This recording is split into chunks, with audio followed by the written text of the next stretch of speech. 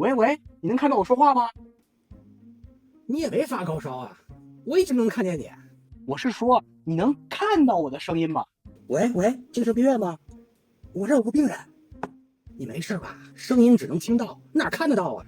我今天就让你看见声音，信不信？你说的是唱片吧？上面纹理能看得到。